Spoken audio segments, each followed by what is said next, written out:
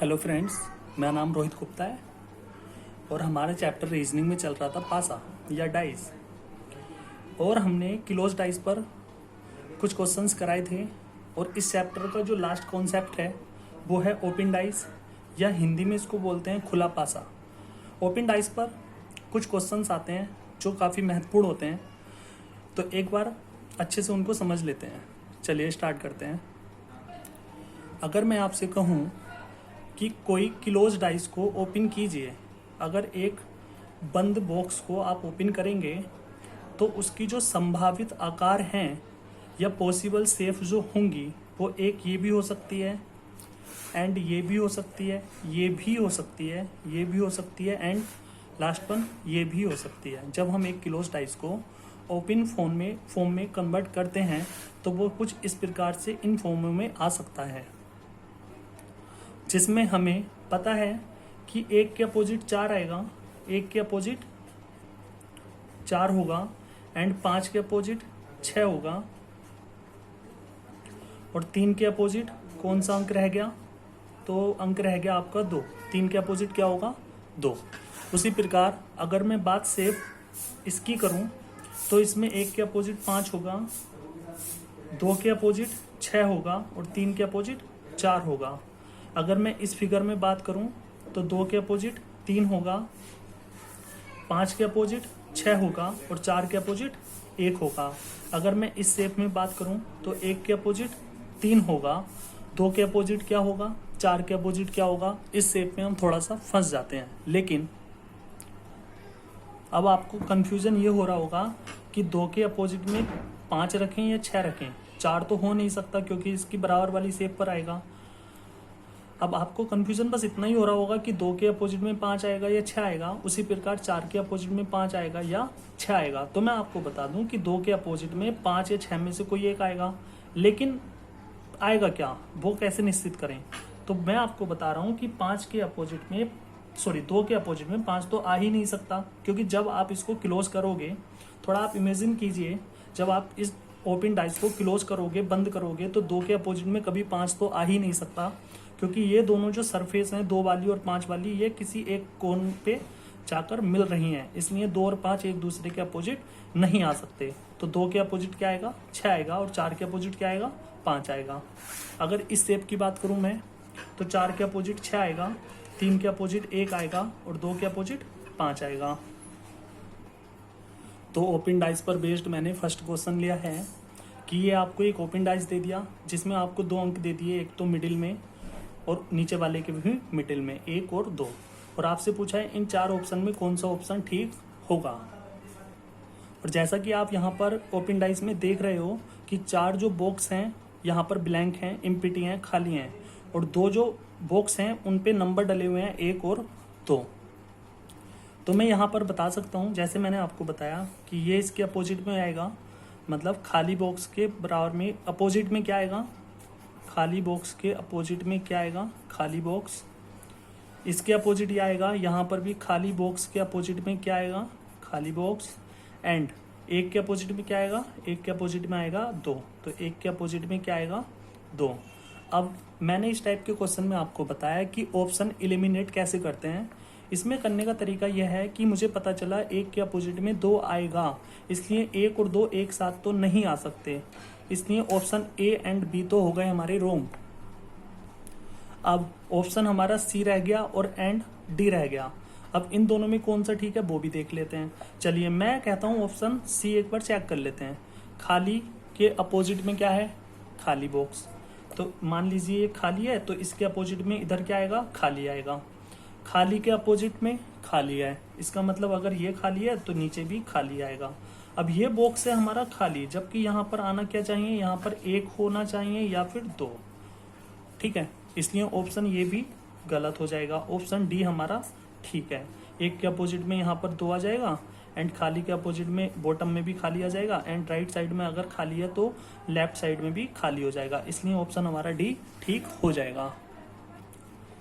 अब question number दूसरा क्या है? हमें एक ओपन डाइस की शेप दी है और हमसे पूछा है इन 4 ऑप्शन में कौन सा ऑप्शन ठीक होगा।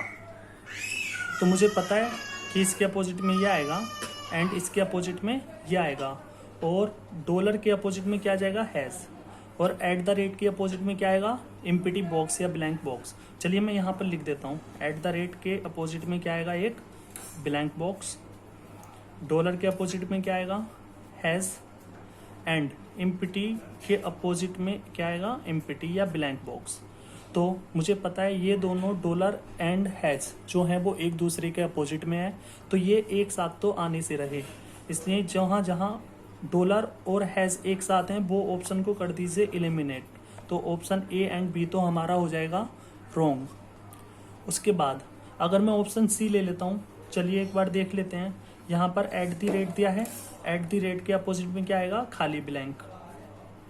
तो यहाँ पर एक बॉक्स में मान लेता हूँ ब्लैंक, जो इसके जस्ट अपोजिट में होगा। इसके अपोजिट में भी ब्लैंक होगा, लेकिन डॉलर एंड हैज़ कहाँ पर है वो हमें नहीं दिया, इसलिए ये ऑप्शन भी गलत हो जाएगा। ऑप्शन डी हमारा क्या हो जाएगा, ठीक। ब्लैंक के अपोजिट में ब्लैंक आ जाएगा, ब्लैंक के अपोजिट में ब्लैंक आ जाएगा, एंड डॉलर के अपोजिट में क्या आ जाएगा, यहाँ पे हैज़। तो ऑप्शन हमारा डी ठीक हो जाएगा। अब थर्ड क्वेश्चन में मुझे एक डाइस की दो पोजीशन दी हैं, एक ये है और एक ये है, और मुझसे पूछा है इन चार ऑप्शन में कौन सा ऑप्शन ठीक होगा। चलिए अब देख लेंगे हम। हमारा सबसे पहला काम यही है, जब हमें किसी डाइस की दो पोजीशन दी जाती हैं तो हमारा सबसे पहला काम यही होता है कि उसमें ये देखना कितने नंबर कॉमन हैं। तो हम यहाँ पर देख रहे हैं 3 जो है वो कॉमन है दोनों में। तो करने का तरीका वही, फर्स्ट पोजीशन से हम उठाएंगे 3, फिर क्लॉकवाइज जाएंगे 3 से 5 पर, 5 से 2 पर, फिर 3 के नीचे 3 रखेंगे, 3 से जाएंगे 6 पर, 6 से जाएंगे 4 पर। अब यहाँ पर कौन सा अंक नहीं है, 1 नहीं है, तो 3 के अपोजिट में क्या आ जाएगा, 1। तो मैं कह सकता हूँ 3 के अपोजिट में 1 आएगा, 5 के अपोजिट में 6 और 2 के अपोजिट में 4। चलिए आगे। अब मैं ऑप्शन ए ले लेता हूँ, मुझे वही ऑप्शन एलिमिनेट करना है। अब मैं ऑप्शन ए ले लेता हूँ, तो मैं देख रहा हूँ कि यहाँ पर 1 के अपोजिट में 5 आ रहा है, जबकि मेरा यहाँ पर 1 के अपोजिट में 3 आ रहा था, इसलिए ऑप्शन ए हो जाएगा रॉन्ग। ऑप्शन बी में आ जाता हूँ। 1 के अपोजिट में 3 है, ठीक है, यहाँ पर भी है। 5 के अपोजिट में 6 है, ठीक है, यहाँ पर भी है। 2 के अपोजिट में 4 है, ठीक है, यहाँ पर भी है, इसलिए ऑप्शन हमारा बी ठीक हो जाएगा। फिर भी ऑप्शन सी भी चेक कर लेते हैं। 2 के अपोजिट में क्या है, 5, जबकि यहाँ पर 2 के अपोजिट में क्या था, 4, इसलिए ऑप्शन सी भी गलत हो जाएगा। यहाँ पर 1 के अपोजिट में क्या है, 5, यहाँ पर 5 के अपोजिट में क्या था, 6, इसलिए ऑप्शन डी भी गलत हो जाएगा। तो इस क्वेश्चन का आंसर हमारा बी ठीक होगा।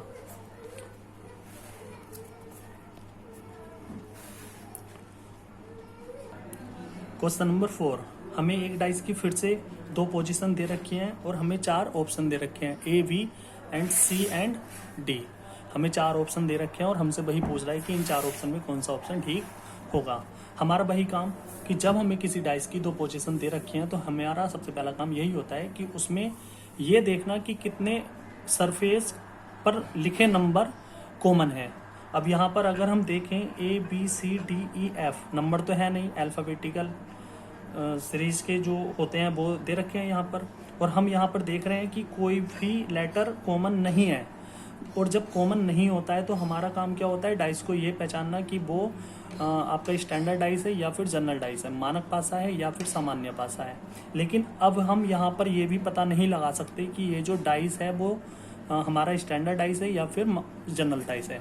तो कैसे करें क्वेश्चन को, तो हम ऑप्शन डायरेक्ट ले लेते हैं, ऑप्शन ए ले लेते हैं, जिसमें हमें दिखाई दे रहा है कि ए जो है वो सी के अपोजिट में है, और हमें हमारे दोनों डायग्राम में दिखाई दे रहा है, दोनों पोजीशन में दिखाई दे रहा है कि ए सी के अपोजिट में तो आ ही नहीं सकता, क्योंकि ये एक दूसरे के पड़ोसी हैं, इसलिए ऑप्शन हमारा ए हो जाएगा गलत। उसी प्रकार अगर मैं इस वाले डायग्राम में देखूं तो ए सी के अपोजिट में आ रहा है, और जबकि हमारी दोनों पोजीशन से हमें पता चल रहा है कि ए सी के अपोजिट में आ ही नहीं सकता, इसलिए ऑप्शन बी भी गलत हो जाएगा।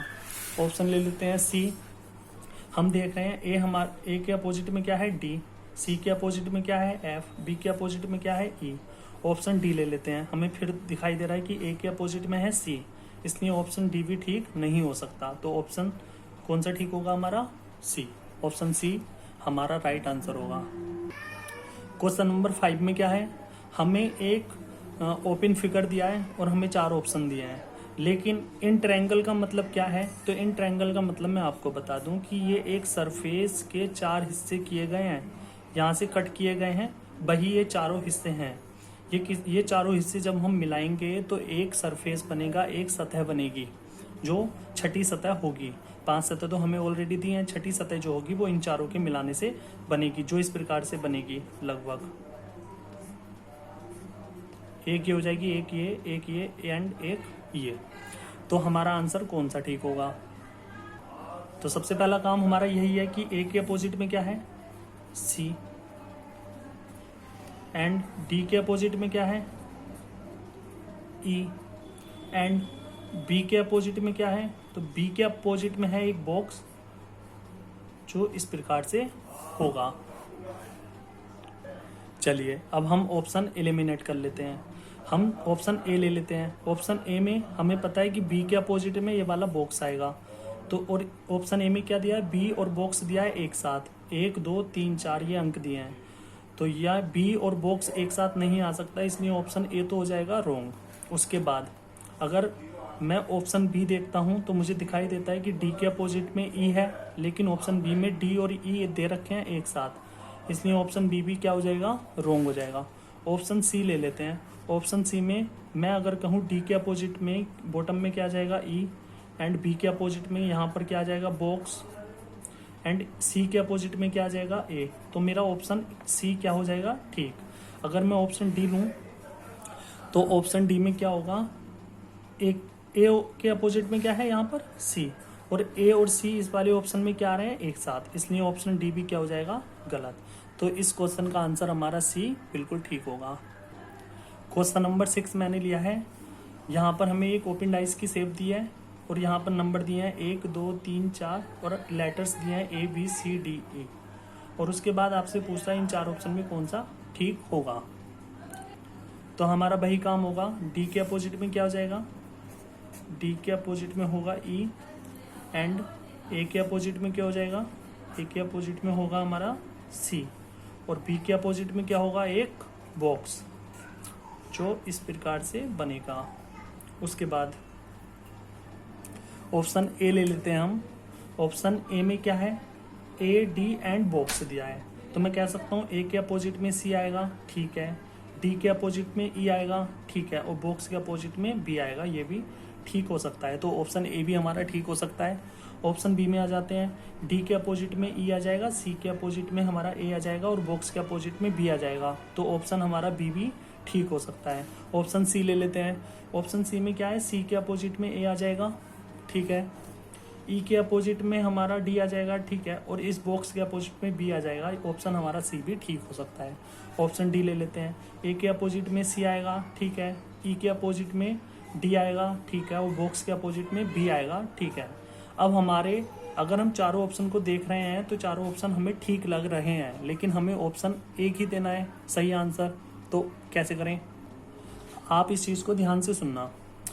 अगर मैं आपसे कहूँ थोड़ा इमेजिन करना, जब आप इस वाले खुले पासे को जब आप बंद करेंगे तो आप पाएंगे कि ये जो तिकोने हैं इस प्रकार से बनेंगे। इन दोनों की बात कर रहा हूँ मैं। तो यहाँ पर 3 आएगा, यहाँ पर 1 आएगा। तो मैं कह सकता हूँ कि 3 और 1 एक दूसरे के अपोजिट आएंगे और 2 और 4 एक दूसरे के अपोजिट आएंगे। तो मेरा जो बॉक्स बनकर तैयार होगा वो लगभग ऐसे होगा, 1 2 3 4, ठीक है। तो मैं देखता हूँ कि यहाँ पर किस ऑप्शन में 1 और 3 एक दूसरे के सामने नहीं आ रहे। तो 1 और 3 इसमें भी सामने आ रहे हैं, 1 और 3 इसमें भी सामने आ रहे हैं, 1 और 3 इसमें भी सामने आ रहे हैं। लेकिन इसमें 1 और 3 सामने नहीं आ रहे। यहाँ पर 2 है, यहाँ पर 3 है, यहाँ पर 1 है, यहाँ पर 4 है। तो 3 के सामने 1 ना आकर के आ क्या रहा है? 2। तो इसलिए ऑप्शन सी तो हमारा हो जाएगा एलिमिनेट। उसके बाद हमें और ऑप्शन कैसे एलिमिनेट करने हैं वो भी समझ लीजिए। अगर मैं आपसे कहूँ इस ओपन डाइस को क्लोज कीजिए, तो आप थोड़ा सा इमेजिन करना। जब आप इसको क्लोज करेंगे तो डी के साथ जो आएगा वो क्या आएगा? तो आप कहोगे 2 आएगा। डी के साथ जो आएगा वो क्या आएगा? 2 आएगा। लेकिन डी के साथ यहाँ पर भी 2 है, यहाँ पर भी डी तो है ही नहीं यहाँ पर, लेकिन यहाँ पर डी के साथ क्या है? 4। इसलिए ऑप्शन ए भी क्या हो जाएगा? एलिमिनेट हो जाएगा। अब हमारे ऑप्शन रह गए C and D, sorry B and D. इन दोनों को कैसे देखते हैं? अगर मैं आपसे कहूँ कि 1 से 2, 2 से 3, 3 से 4 जो हम आए वो किस डायरेक्शन में आए? भाई 1 से 2 आए, 2 से 3 आए और 3 से 4 आए, तो कैसे आए? हम आए क्लॉकवाइज। भाई हम कैसे आए? तो आप कहोगे हम आए क्लॉकवाइज। लेकिन जो हमारा आंसर होगा 1, 2, 3 का जो क्रम होगा वो हमारे आंसर में एंटी क्लॉकवाइज लेना है। अगर यहाँ पर क्लॉकवाइज है तो, अगर यहाँ पर एंटी क्लॉकवाइज होता तो जस्ट अपोजिट लेते हम। क्या लेते? क्लॉकवाइज। तो यहाँ पर क्या है? 1, 2, 3 का 4 का जो क्रम है वो क्लॉकवाइज है, लेकिन ऑप्शन में हमें जो लेना है वो एंटी क्लॉकवाइज लेना है। क्योंकि इसका कारण, इसके पीछे का कारण ये है कि जब हम किसी ओपन डाइस को क्लोज करते हैं तो उसके नंबर जो होते हैं, जो उसकी सरफेस होती हैं वो पलट जाती हैं। इसलिए अगर 1, 2, 3, 4 का क्रम क्लॉकवाइज है तो आंसर हमारा एंटी क्लॉकवाइज में आएगा। अगर मैं यहाँ ऑप्शन बी में देखूँ 1, 2, 3, 4 का क्रम क्या है, तो आप कहेंगे इस टाइप से है और क्लॉकवाइज है। और जब क्लॉकवाइज है, सेम है, यहाँ पर भी क्लॉकवाइज था, यहाँ पर भी क्लॉकवाइज है, तो हमारा आंसर ये हो जाएगा रॉन्ग। मैंने आपको बताया कि अगर हमारा क्रम ABCD का या 1, 2, 3, 4 का क्लॉकवाइज है तो जस्ट हमें अपोजिट लेना है। अगर मैं ऑप्शन डी की बात करूं तो 1, 2, 3, 4, जब मैं 1, 2, 3, 4 से जा रहा हूं तो मैं क्या जा रहा हूं? Anti clockwise. इसलिए हमारा ऑप्शन कौन सा ठीक हो जाएगा? ऑप्शन हमारा डी ठीक हो जाएगा। ठीक है, लास्ट क्वेश्चन क्या है वो देख लेते हैं हम एक बार। हमें ओपन डाइस दिया है जहाँ पर नंबर दिए हैं 1, 2, 3, 4, 5 और यहाँ पर हमें लेटर दिए हैं ABCD और 4 ऑप्शन दिए हैं ABCD। अब हम इन 4 ऑप्शन में देखते हैं कौन सा आंसर ठीक होगा, इसका कौन सा ऑप्शन ठीक होगा। तो हमें पता है कि 1 के अपोजिट में क्या है? 3, 4 के अपोजिट में क्या है? 5। मैं यहाँ लिख देता हूँ 1 के अपोजिट में क्या है? 3, 4 के अपोजिट में क्या है? 5 एंड अगर मैं 2 के अपोजिट में पूछूं तो क्या आ रहा है? 2 के अपोजिट में आ रहा है एक बॉक्स। ठीक है, तो चलिए ऑप्शन ए ले लेते हैं सबसे पहले। ऑप्शन ए में हमें पता है कि 2 के अपोजिट में आएगा एक बॉक्स। 2 के अपोजिट में क्या आएगा? बॉक्स। लेकिन 2 के बराबर में दिया है बॉक्स, इसलिए ऑप्शन ए क्या हो जाएगा? गलत हो जाएगा। उसके बाद अगर मैं आपसे कहूँ कि यहाँ पर 4 के साथ क्या आ रहा है? बी। 4 के साथ क्या आ रहा है भाई? बी आ रहा है। लेकिन 4 के साथ यहाँ पर क्या आ रहा है? डी। इसलिए ऑप्शन डी भी क्या हो जाएगा? एलिमिनेट। ऑप्शन रह गया अब हमारे 2। इसको करने का तरीका क्या है? मैंने आपको बताया कि जब ए से बी पर आए, बी से सी पर आए, सी से डी पर आए तो हम कैसे चले? तो आप कहोगे क्लॉकवाइज गए हम। लेकिन हमारा जो आंसर होगा वो क्या होगा? ABCD का जो क्रम होगा चलने का वो हमें क्या लेना है? एंटी क्लॉकवाइज लेना है। अब ABCD का जो क्रम जिस ऑप्शन में एंटी क्लॉकवाइज होगा वही आंसर हमारा ठीक होगा। ऑप्शन हमारे बी एंड सी रह गए थे। तो अगर मैं बात करूं ABCD की, इस टाइप से चल रहे हैं तो हम कैसे जा रहे हैं? क्लॉकवाइज। इसलिए ये ऑप्शन तो गलत होगा। ऑप्शन रह गया हमारा सी और सी हमारा फाइनल आंसर होगा, क्योंकि ABCD का जो क्रम है वो क्या है? ABCD क्या है? Anti clockwise. एंटी क्लॉकवाइज, इसलिए हमारा आंसर सी ठीक होगा। Okay, thank you so much class. ये डाइस चैप्टर कंप्लीट हो चुका है।